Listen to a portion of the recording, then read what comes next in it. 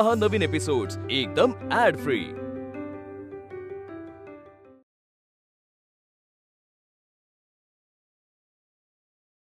पण मग मुक्ताशी बोलायचं का? पण आपल्याला आत नाही जाता येणार घरात, तिलाच इकडे बोलून घ्यायला लागन। पण मग बोलवायचं कसं? सारंगदाजींना फोन करून सांगता येईल, पण मोबाईल मध्ये त्यांचा नंबर फिट नाही ना। मी जाऊन पाहू का? नाही नको। ए गजा बाळा इकडे, तू आणतो का मुक्ताताईला बोलून? हा आणतो ना। हा जा। पण आत लय खोले आई सारखा मी नाही आणून जाणार। अरे पण तू आत जाऊ नको, इथं दरवाजात उभा राहा, दिसली की आवाज दे। हा हे भारी आहे। जा जा जा जा।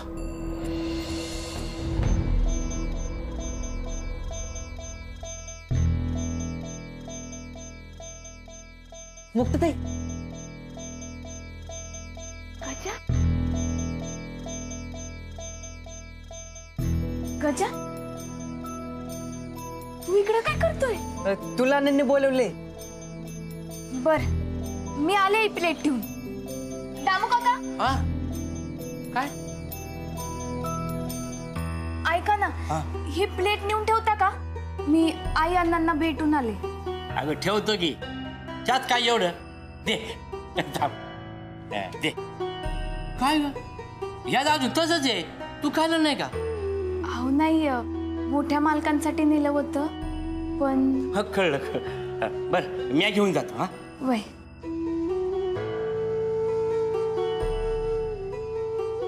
गजा चल चल। आई अण्णा काय रे, आला का? ताई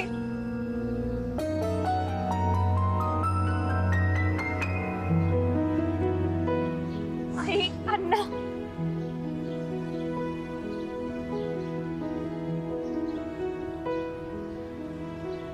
आई अण्णा मला तुम्हाला भेटायची लय इच्छा असते, पण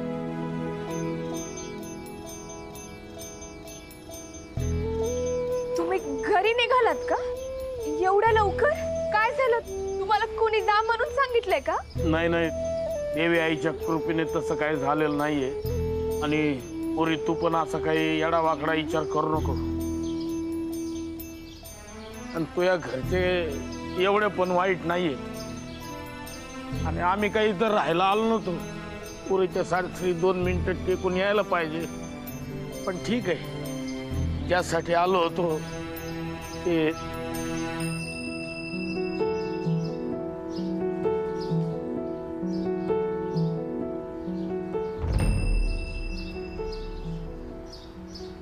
अण्णा तुम्ही काहीतरी लपवताय माझ्यापासून।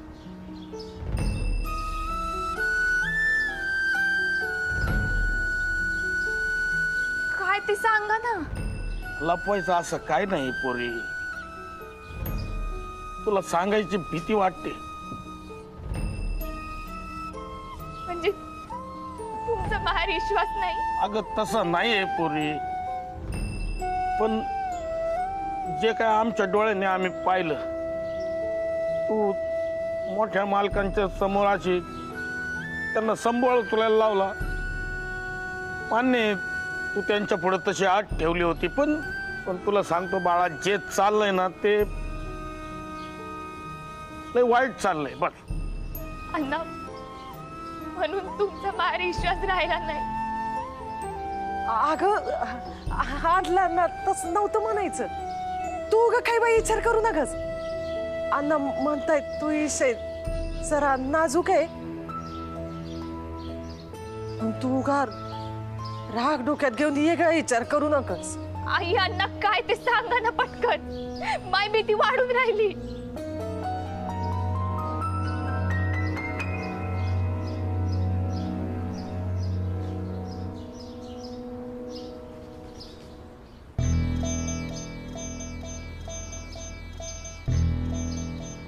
ठीक आहे, तू यासाठी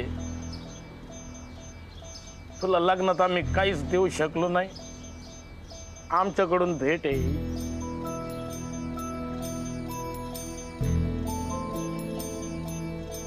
घे.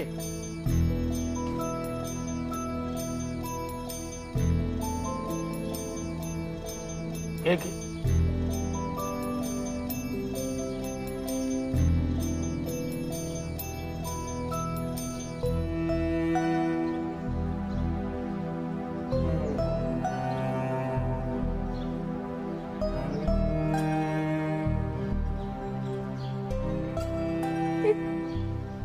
सोन्याच्या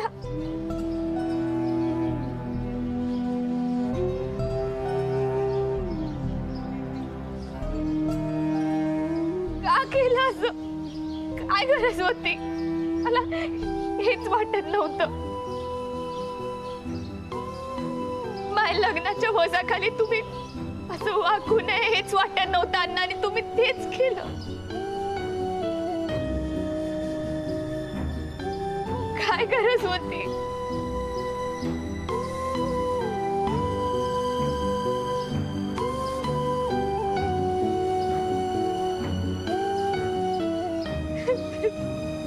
मुक्ते,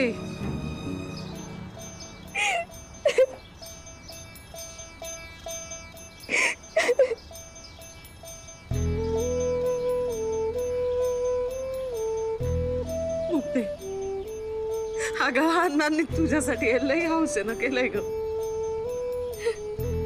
हे घे, सुखात राहा, आनंदात राहा ग.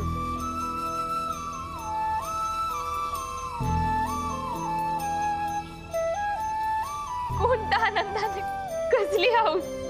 मला माहित आहे माझ्या आई बाबाची विकत घ्यायची ऐपत नाहीये, तरी तुम्ही आणलं.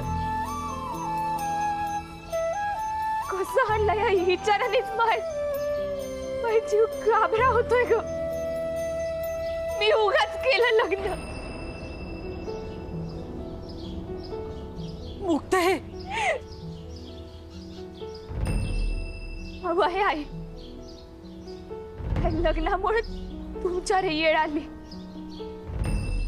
तुम्ही आधीच लय केलंय ग माझ्यासाठी. असं काही नाहीये ग पोरी. आई बाबा, सोनं नाणं दागिने हे सगळं तुम्ही आहात, हे नाही. मुक्ते, आम्ही काही नाही केलं ग तुझ्यासाठी. ना तुला शाळा शिकू दिली, ना सांभाळ वाजू दिली, काय विरोधच केला. कुठली हौस मौज नाही की मजा नाही. सारखं घरात कामातच राहिलीस ग. आमच्या सोबत घरासाठी आता जिजवल्यास राब राब राबत राहिली. नकळत्या वयापासनं घराची जबाबदारी अंगावर घेऊन जीवाचा फुपाटा करून जगतीये. आणि अगं असं नको बोलू. आम्ही काही नाही केलं ग तुझ्यासाठी, काही नाही केलं. बरं झालं आम्हाला आमची चूक कळली. जर रावसाहेब म्हणले नसते ना तर सोम,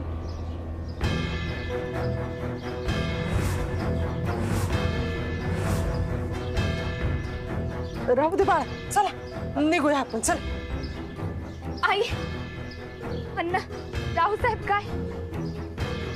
तू रावसाहेबांबद्दल काहीतरी बोलीत होती आणि अण्णांनी तुला थांबवलं.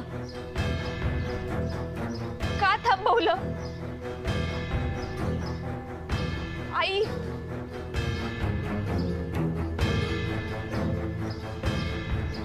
अण्णा म्हणजे हे रावसाहेबांनी अण्णाला सांगितलं होतं का? सांगा ना, मोठे मालकांनी सांगितले होते का अण्णाला?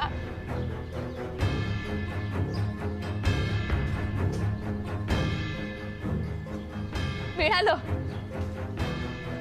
तुमच्या शांतरानातूनच उत्तर मिळालं मला. तरी तुमची इच्छा आहे की मी काहीच न बोलता या मागण्या घ्याव्यात. मला माहितीये तुम्हाला भीती आहे ना की मी मोठ्या मालकांची जाऊन भांडीन, तुमच्याशी भांडीन.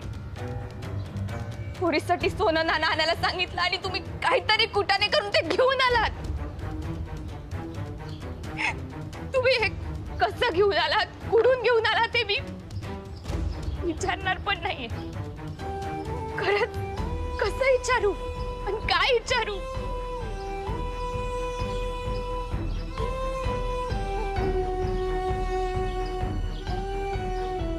मला दिसतंय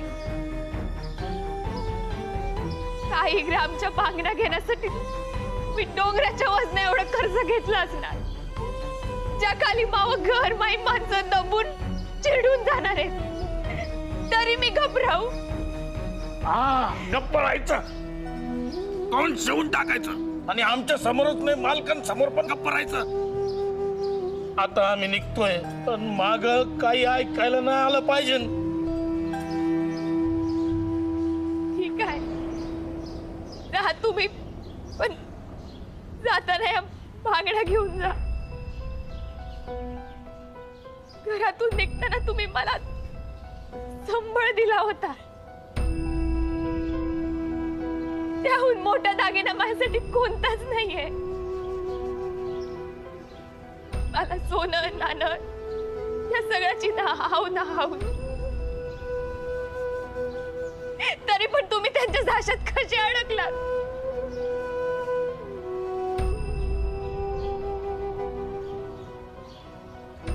ज्या घरात 2 वेळेच्या खायची आबाळ असती त्या घरानं झोपून राहायचं असतंय. हाच तर फरक आहे.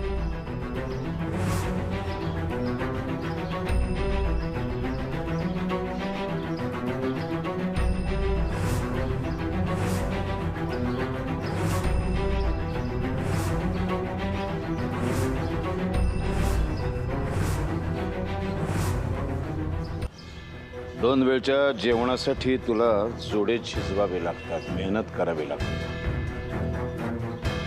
जगण्यासाठी कपड्याच्या चिंध्या होईपर्यंत आम्हाला धडपड नाही करावी लागत. हे घर पतपेढ्या, कारखाने, जमीन जुमला, शेतीवाडी, मळे काय नाही आमच्याकडे. आणि तुझ्याकडे ते माळरानावरचं टेनपाड घर कसलं झोपडी ते तुझं घर आहे ना, ते विकून जेवढे पैसे येतील ना तेवढ्या पैशांचे कपडे माझी मुलगी दर महिना 2 महिन्याला खरेदी करते. आमची मुलं कुठे शिकतात माहितीये? जागतिक दर्जाच्या शाळांमध्ये. तुझ्यासारखं नाही खेड्यापाड्यातल्या अशा शाळांमध्ये आम्ही टाकतो मुलांना. तिथल्या सर्व मुलांचे पालक आमच्यासारखेच श्रीमंत असतात, त्याच लेवलचे असतात. विदेशात पाठवतो, अमेरिकेला पाठवतो आम्ही उच्च शिक्षणासाठी. तुला व्याही करून घेऊ, लोक शेण घालतील तोंडात. काय ओळख करून देऊ? हा भिकारी, संबळ वाचवणारा आमचा व्याही.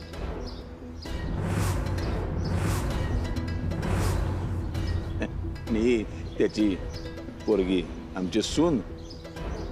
त्याला सून करून घेतलं ना, आम्हाला घरातून बाहेर पडणं मुश्किल होईल. हिला कुठल्या तरी खोलीमध्ये लपवून ठेवावी लागेल. कुठल्या बाबतीमध्ये आपल्या दोघांमध्ये बरोबरी आहे मला सांग ना. समतोल कसा काय राखणार आपण? ना खानदान, ना पैसा, ना अब्रू, ना प्रतिष्ठा, काय आहे काय? एक गोष्ट अशी सांग मला जी आपल्या दोघांमध्ये समान आहे आणि चाललाय या भिकारणीला आमच्या तोंडावर मारायला, आमच्या गळ्यात मारायला. बोल ना, आता का वाचा बसली? तुला काय वाटलं आपली सोयरीक जुळल्यानंतर तुझी आणि माझी बरोबरी होईल? असा विचार करत असेल ना तर तुझ्यासारखं मूर्ख तूच.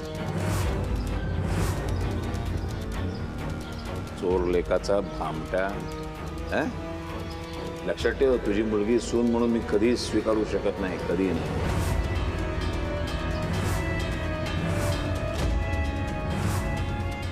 काय बोल? मालक, मालक बरोबर म्हणताय तुम्ही. आमची तुमच्या चपलेची धूळ होण्याची पण लायकी नाही. मला आणखी शर्मिंदा करू नका.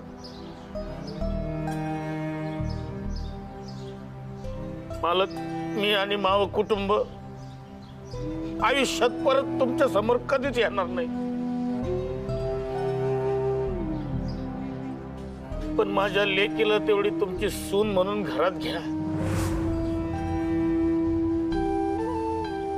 अहो, छोटे मालक साऱ्या गावासमोर भांडून तिला इकडे घेऊन आले.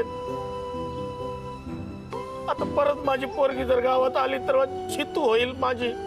आमचं जगणं मुश्किल होईल.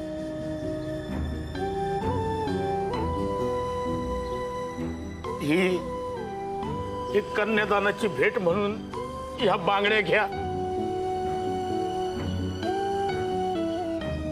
आणि माझ्या लेकीला पदरात घ्या आणि तिला आशीर्वाद द्या. तुमचे लय उपकार होतील मालक. तुझा जीव दिलास ना तू, कातडीचे जोडे करून घातलेस तरी तुझ्या लेकीला मी सून म्हणून कधीही स्वीकारणार नाही.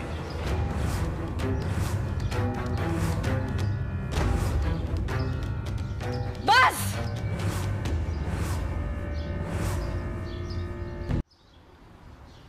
लय झालं. हा बाप त्याच्या लेकीसाठी तुमच्या समोर झुकत्यात मालक. त्याला विंदा समजायची चूक करू नका. तोच माणूस आहे ज्यानं गोंधळात कमरेला संबळ बांधला. देव सुद्धा रात्रभर जागचा हालीत नाही. त्याच्या संबळाच्या तडतडीनं चांगले चांगले अंगात वार घेऊन उधळत्यात. अख्ख्या महाराष्ट्रात ज्याच्या नावाचा गलका होता तो आत्माराम शिंदे फक्त त्याच्या लेकीसाठी तुमच्या समोर झुकत्यात. त्यांचा असा अपमान करू नका. अण्णा, तुम्ही कोणासमोर हात जोडिताय? स्वतःच्या आईला जनावरावानी वागवतात. तुम्हाला काय इज्जत देणार आहे? ए, तोंड सांभाळून बोल. लय सांभाळलं, आता नाही. लोकांना किती बोलता तुम्ही. बापाला लय बोललात तुम्ही. एखाद्याचा जीव जाईन इथपर्यंत बेइज्जत करता तुम्ही. त्यांच्या जीवाला काही झालं ना, माया इतकं वाईट कोणीच नाही हे लक्षात ठेवा. ए, तोंडाला आवर घाल. ए, तू मध्ये आवाज बंद कर मुक्ते, नाही तर दाबून आणि तोंड शिवून टाकीन. मी शिवा नाही तर चिटकवा. आज मी बोलणार. आलं देवी आईने चंडमुंड राक्षसाचा वध करून त्याच्या चमडीपासून संबळ बनवला.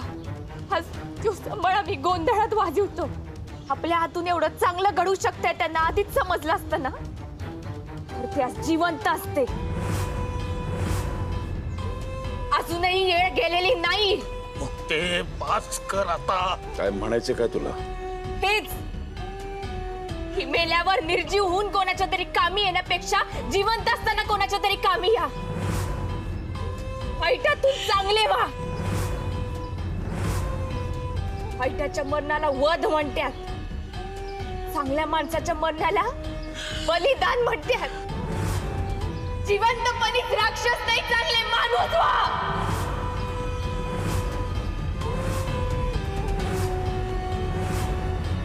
मुक्ता,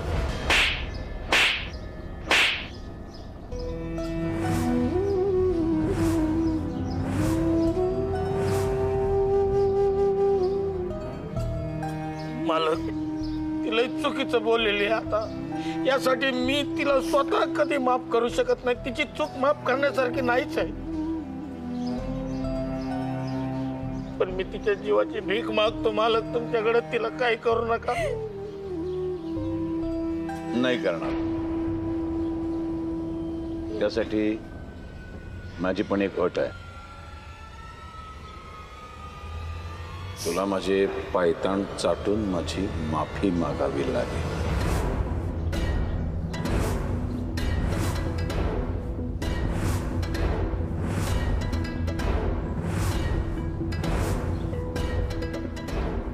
जर माझ्या हातून तुमच्यापैकी कोणाचाही जीव जाऊ नये असं जर वाटत असेल